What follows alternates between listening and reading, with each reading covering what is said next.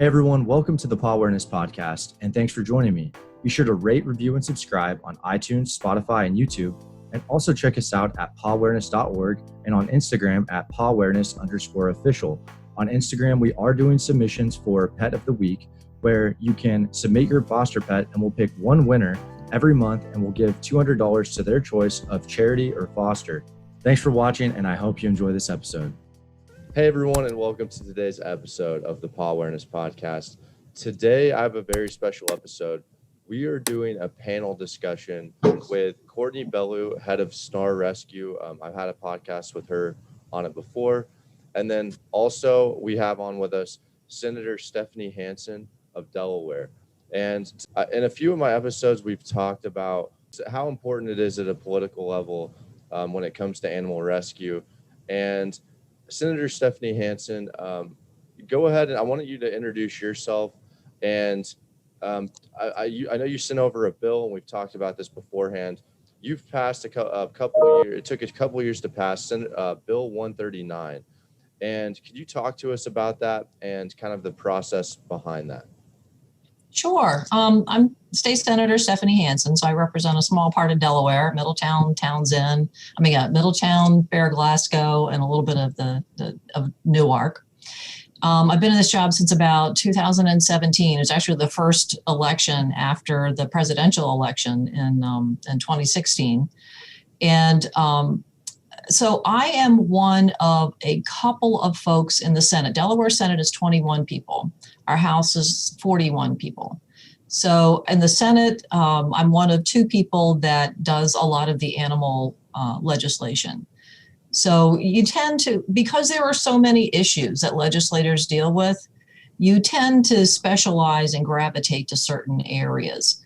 And then rely a lot on your colleagues as to who's working on what bill, or if it's an animal bill, it'll go to this person or that person, or a housing bill, it'll go to this one, or an environmental one, all that sort of thing. So there are two of us that work a lot on animal bills over in the Senate, and there are a couple that do the same thing over in the House. So you try to pair up, our group when we start working on legislation. So this bill, Senate Bill 139, has to do with the keeping of dogs outside in adverse weather and outside in general, unattended, and tethering. So this really started out with two separate bills back in 2018. So my portion of it, I was very concerned about dogs being kept outside in extreme weather, because we had a really rough winter, the winter of 2017 that was here. And there were a number of animals that had been kept outside, dogs that had been kept outside, and with tragic consequences. One was found frozen to the porch, and a number of things. It was horrible. And I spent a lot of time on the phone to our Office of Animal Welfare, because I would get the calls from people, and they would say, my neighbors, I'm watching this animal. It's been outside in the snow. It is, 17 degrees outside. It's been out there all day. I want to know what to do. So I would then call the Office of Animal Welfare, because they felt like maybe they weren't getting any movement on it, and get the Office of Animal Welfare out there. And after doing that, a couple of times, I'm like, what the heck is going on? Why are we unable to get on top of this problem? So I really drafted this with the assistance of the Office of Animal Welfare, who said, look, Senator Hansen, we've got these bills on the books that are that are so difficult to enforce. They need to be tighter. We've given people too much of leeway in what they can do with their animals, and then we can't hold them accountable, even if we have laws on the books. So I said, well, then let's work together, and let's work on how, specifically what a bill that's more protective is going to look like going forward. At the same time, my colleague, Senator Walsh, was working on a bill regarding tethering, because we had instances where dogs were tethered to a chain out in the backyard, and they'd been out there. You could keep them out there for 18 hours or more. You might as well be able to keep them out there 24 hours, because how do you document 18 hours and 1 minute without having a particular animal welfare officer sitting there and watching? So it becomes really a personnel issue. So it was basically unenforceable. So he was working on a tethering bill. So we worked very closely together on these two companion bills in 2017 into 2018. got them both passed in the Senate, but then they stalled over in the House. And they stalled because, there was we needed to pay more attention to the rights of people that have hunting dogs and people that have dogs on their farm. For the example that was used many times is, a lot of them have chickens. There's a lot of chicken farms in the state of Delaware. And there's also a lot of foxes in the state of Delaware. And so they wanted to be able to have their dogs continue to chase the foxes off, because they would wake up in the morning and they wouldn't have as many foxes as they had before they went to bed otherwise. And that does happen. So the next year in 2020, what we did was we combined the two bills together, my enhanced shelter bill and Senator Walsh's tethering bill together in Senate Bill 139. And we actually worked really closely with a number of animal welfare organizations and their lobbyists. So we have Brandywine Valley SPCA, the Delaware Humane Association, Faithful Friends. Those are three big ones in the state of Delaware. We worked with them and their lobbyists. They had actually hired a lobbyist to help push this through the House that year. And the lobbyists helped to put together meetings with the various interest groups so that we could figure out what is it exactly that we need to change in order to help address the problems that you did. So in the cases of farm animals, we needed to be able to exempt the requirement that, animals could only be outside for a certain period of time during just for a certain period of time or overnight or this sort of thing for the farming community. And the same thing with hunting dogs. So hunting dogs part of the tethering bill said that dogs had to be couldn't be on a tether for more than a certain period of time, and that weren't allowed to be outside during adverse conditions, like really cold weather advisory conditions at all. But then you have duck hunters who go out when it's really cold, because that's when you go duck hunting, when it's really cold and it's icy and it's snowing. And so we had to be able to make an allowance in the bill so people could go out and use their hunting animals who had been trained that way to go out and go duck hunting. So with those tweaks, we were able to get the bill passed through the Senate and then passed through the House as well. And that's what happened in 2020. So that was really, it was a big push. For 2 to 3 years, we pushed really hard to get this done. And a lot of conversations, compromises that we had to make. Unfortunately, it tends to be somewhat party line. We did have, it's generally Democrats in Delaware. It was generally Democrats that voted for the bill. But there were a few Republicans that did. So, we had to make sure that we were reaching across the aisle too, to try to bring some of the R's over to our side to get them. Because we, in the Senate at that point, we had 21 members in the Senate, 11 Democrats and 10 Republicans. So, some bills require more than just a majority vote. So some bills are going to require a majority, which is 11, some 13, some 14, some 16. It all depends on the type of bill that it is. So we needed to be able to work across the aisle. I'd love to talk about, how animal welfare organizations can be effective in the legislative process. I don't want to. That was one of my questions too. Was basically how can organizations that are listening, even down to maybe an individual level, is there anything that we can do to possibly help speed up that process or get new things kind of in the works? What are you seeing from your end? And then I think that if I can just hop in here for a second, at least as a personal, feeling, as well as people that I know very well in the animal rescue community that I've spoken to when we run into kind of issues and terrible situations, whatnot, is we sort of feel helpless, right? We feel like, all right, who are we going to complain to?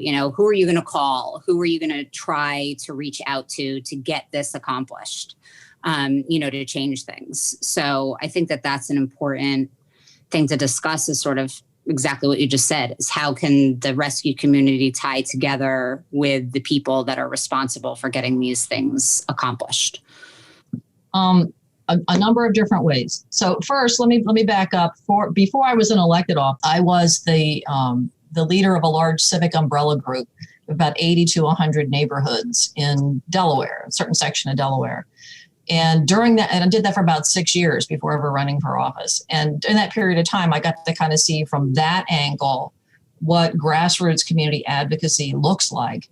And now being in office, being able to see it from both sides. So let me tell you what's most effective and has the best chance of going where you want to go with regard to legislation. It's best to do it as a group. If as an individual, what you can do, what you have to do, let's start at the individual level. You have to know who your local representatives are. You have to know who your local state representative is, who your local state senator is. And if some of those laws that you're interested in are actually being written at the county level or at the municipality level, you need to know who those people are. So there's a little bit of research that you have to do ahead of time because it's important. You only have so much time and energy sometimes, right? So you want to make sure that what you're doing, you're going to target. So you need to target. You got to target those people that represent you, that you actually go to the voting box for, the voting booth for, and vote. And you should have access to them. You can call them, you can email them. You should talk with them and introduce yourself. This is what I'm doing. This is what my organization is about. These are my issues and things that are important to me. And then find out who is I'm going to talk from the state level. So at the state level, who's kind of like the animal rights folks? Who does the animal legislation in the House and the Senate? Because along with the person that represents you, you want to know who the other people are too that are going to be probably driving the legislation. So you want to get to know them.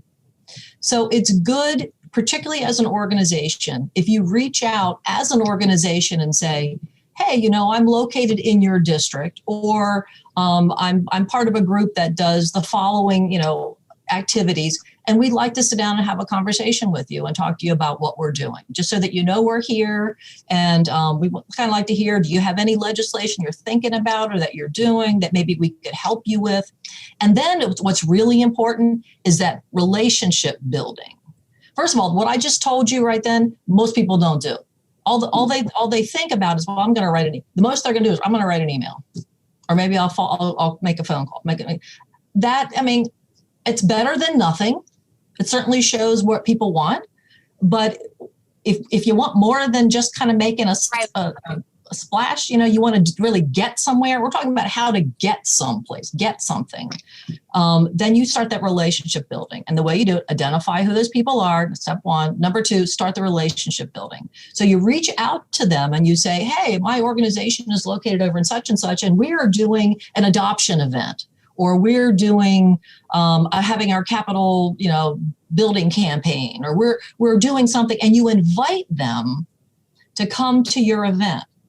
And then when they come, you take pictures and you put it in your newsletter and you say, we were so happy. We had Representative Jim Smith and he came and here he is shaking hands with our CEO. And here's the animal that he adopted that day, or that, something like that.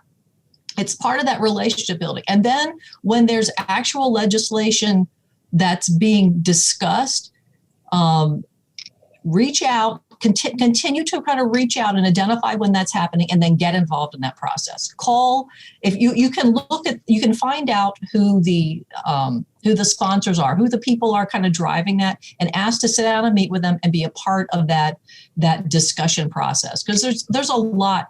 By the time a bill looks like this and it's actually been put together, there's been a whole lot of discussion that's been going on for a long time. And you want to make sure that you're at the table, so that you're plugged into that process. So what you can do too, if you have an organization, coalitions of organizations is even a little stronger than just a regular organization sometimes. So a lot of times, if you look around, you're like, oh, we're in such and such county, and in this county, there's 3 or 4 of us that do like work in this area. We're going to have a discussion amongst ourselves and call ourselves the such and such coalition and work on this bill here. Because the more people, the more kind of push you have behind you when you're talking to your representatives, the more likely it is that they're going to go, wow, they're really organized. We need to listen to them. And they're educated on this issue. So those are incredibly very, very helpful information. My question too is that I know that you mentioned that there are these different pockets, and to kind of get familiar with those different issues, or the people that help the bill pass, are all issues at a governmental level, like for example, the animal rights compared with, I don't know, maybe some issues going on in the city, are they all treated equally, or how does that work? Is it like just whoever's yelling the loudest, or like what are you seeing on your end? Because I get it, there's more issues than just animal welfare. There's so many things going on. So what's your thoughts on that? Well, they all go through the same process. So they'll all go through the same committee process, hearing on the floor, over to the next house, that committee process, hearing on the floor, that. So the process is equal, but it makes a tremendous difference as to how many people are calling and talking about things and how many organizations are involved. I mean, yes, it's critical for bill passage in order for you to have the individuals, but also the organizations that are behind this bill continually talking to the decision makers on it. They have to hear from you. Otherwise, it doesn't rise on their level. I'm the chair of the Environment and Energy Committee here. So I deal all the time with a lot of environment and energy issues. But I know if I've got an animal bill that's coming and there's a lot of people that are very interested in it and they keep talking to me, that's going to rise higher up on the things that get attention. Gotcha. So this is eye-opening for me as well, just constant communication and just getting kind of your foot in the door, building that relationship with your local government. And there's power in numbers. So especially if you can get a couple organizations, and here in the rescue community, it's connections are key. So I feel like the people in the rescue community are so good at building those relationships. So, I feel like this is right in their wheelhouse. It's great. And it's good if you can start doing it before you need something, right? You start doing it because you want the legislators to get to know who you are and what you do. And you want time to be able to get to know them and the sort of stuff that they're looking at and find out who are the people that they listen to. Like what's your area? What are the issues that are really important to you? Because you may find them animal issues cross over. The same people might be involved in veterans that are, for animal rescues, and veterans are a natural kind of fit in many times. So if you can find an ally in other interest areas, that can be a tremendously valuable thing. So if you have a group, an animal rescue or animal, a group that has animal rights or issues involved, and it's connected with a veterans organization, because a lot of them may be, or a disability organization through service animals. Build relationships in other interest areas, because then you start to cross over and you get to other legislators that you might not have had access to before, who now want to listen to you and want to hear what you have to say. And you can then amplify the voice of those groups, the veteran animals groups, or the police canine group, the animals cross over into many different interest areas. That's one point. Yeah. Do your best to reach out. Organize yourselves, make sure that you're organized within your group and all of your direct interest areas, and then start reaching over into other interest areas and making those connections. So that way, when it's time to everybody get together, we're going to lobby for such and such bill, we're going to call and email our representatives. You have them calling from your group, the veterans group, the healthcare group, the police organizations. It's coming from all over. That is very powerful. And I know that you mentioned too some of the opposition that you received on your bill. You specifically mentioned, okay, well, having to cater to the hunters and that scenario. What is some common opposition here, and is that something that's really important then to think about, like, both sides, right? Is that what? Because obviously, I feel like even a lot of people, they just want what's best. Animal cruelty, we can all agree, is messed up. But what are some oppositions to that, in order just to start passing maybe more bills to help out animals? I guess is what I'm trying to ask. I've touched on two big ones. One is the hunting community, and the other is the farming community. And the most important thing is to meet with representatives of those other areas to find out what it is specifically that bothers them, that where there are areas of commonality for you. So like, they really view dogs as tools. It's kind of like an intelligent, helpful tool that they have on the farm. And so they're not, they will tell you, these are not my pets. Right. So there's that thing. And to be able to recognize, how they actually use them, go see how they keep them. That's what I spent time doing, is actually visiting places. What are you doing? What's it look like? Show me pictures when I can't be there, meeting with the other groups. What is it exactly that you want to do? And sometimes, what they want to do is not so good. And so you're not giving away everything, right? You're not like, oh yeah, that's completed. Unless it looks right, unless it really appears to you, okay, well, I really hadn't thought about the fact that, you do need to take your retrievers out, and you do take them out when you go duck hunting, and it's really, really cold, and it's going to be below, 32 degrees, as my bill says. So we need to make an exception for you. When the dog is with you, under your control, you can have it outside in adverse weather, because that's considered adverse weather when it's very, very cold like that. So, those are kind of two big areas. I could see how ranching might be another. I'm looking at. Okay, that makes sense. Yeah, it's like, and I think it's really just important to understand the people that are possibly opposite of you, and try and understand, hey, where do we overlap here? And yeah, that's a really, really good advice. And what do you think too? Like, what do you think we're ever going to see anything political here? And I've had multiple guests bring this up, in terms of like trap, neuter, and return. Do you think that there's ever going to be something like some bill in regards to that, or some way? Like, obviously there's a completely opposite end of that, where people just letting their pets run around and creating this overpopulation across really the entire United States. Do you think that's ever something that's going to happen, or is that kind of like dreamland or something? I don't know that it will happen at the national level. I think that's something that will happen on a state by state, municipality by municipality basis. That's what I've seen. And that's where it gets to be really important to know, who are your representatives? What level of government are you talking about? Because if you're living within the incorporated boundaries of a municipality, a town, or a city, it's probably going to be those municipal folks that make that decision. If you're living outside of the incorporated areas, which a lot of Delaware is, it's probably going to be the county or the state that's making those decisions. So it's just, again, sort of like like a civics lesson. You have to do some civic homework to find out who represents you, and then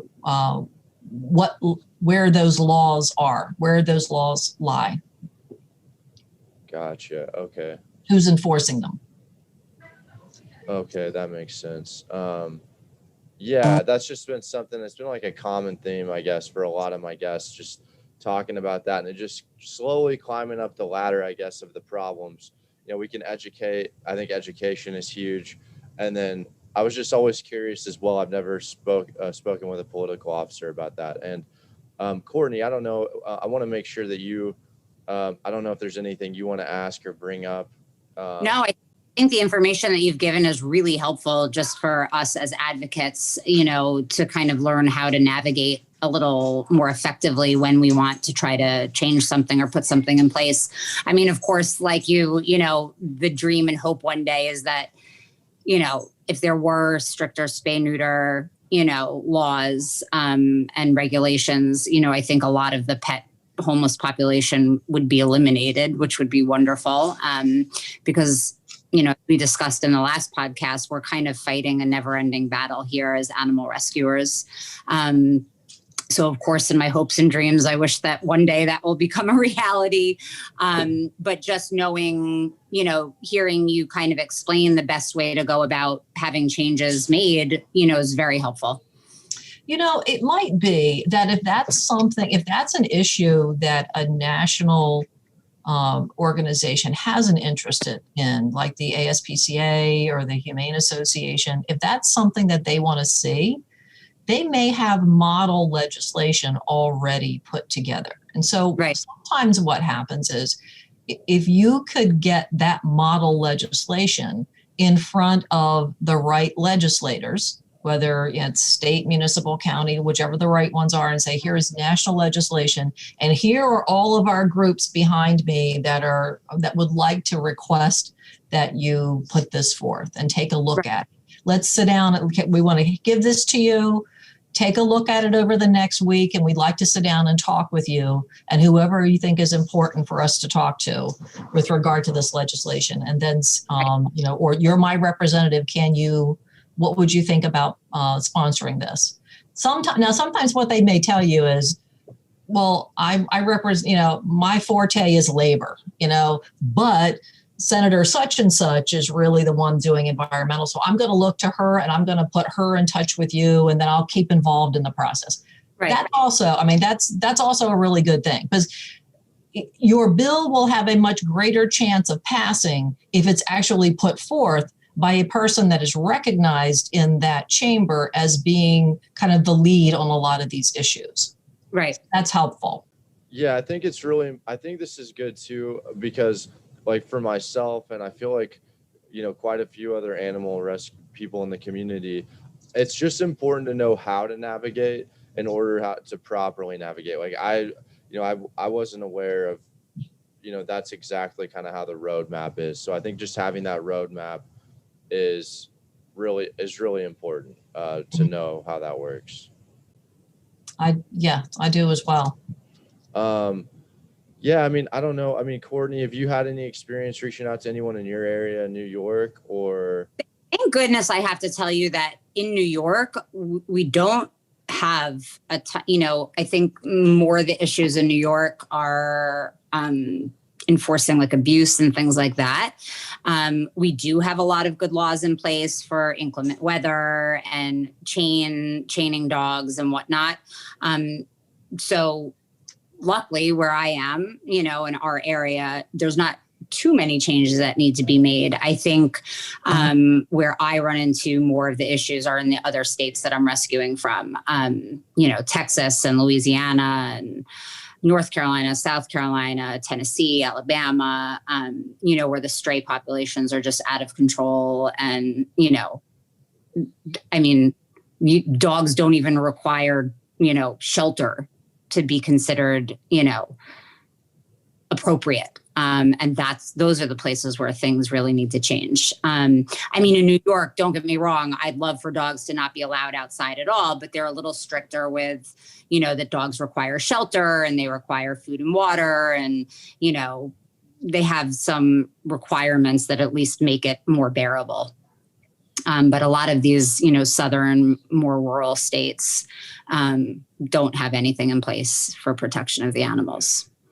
And I find that a lot of that is based also in like property rights issues. So that's where you find a lot of that opposition coming. They're not farmers, they're not hunters, it's my property. I'm going to do what I want to do on my property, and you can't take away my property right. Right. So it's that sort of a mindset that isn't helpful when we try to pass these kind of Which is, I think, where a lot of education comes in. But unfortunately, those same people tend to not really want to be educated about, certain issues as well. So, I mean, I don't think, unfortunately, that we're ever going to completely win this fight. But it's really nice to know that at least in my 10 years of being in rescue, you're at least seeing more people kind of jump on the bandwagon, and more influential people such as politicians and, people like you who are kind of seeing the rescue movement and saying, hey, we need to help. We need to make changes. That's nice. I want you to be successful. I truly believe in this. I want you to be successful.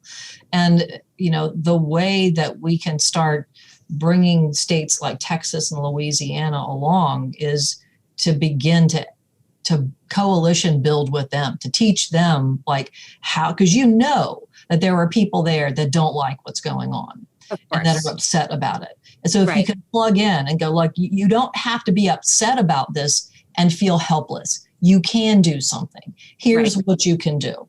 On a personal level, you can talk to your elected officials. On a personal level, you can form a nonprofit. You can work for, the organizations or groups that have this interest there. You can help them. You can be their social media manager. There's all sorts of things that you can do. Give them the skills and a pathway to coalition build in those areas, because that's what's important, to be able to lift that boat. Right. That's a great point. And that's the truth. Yeah. I think just constantly talking about this stuff too, and bringing it from, the dust up to light for people to talk about in different communities, I think is extremely important as well. I feel like we covered a lot, guys. I mean, is there anything else you want to add? I thought this was informative. Thank you. Yeah. Thank you so much, Senator Stephanie Hansen. And thanks, Courtney, for coming along. And just, I really love hearing your professional perspective as well. Thank you so much, guys, for attending, and look forward to having combos like this in the future. Thank you. Absolutely. Thank you.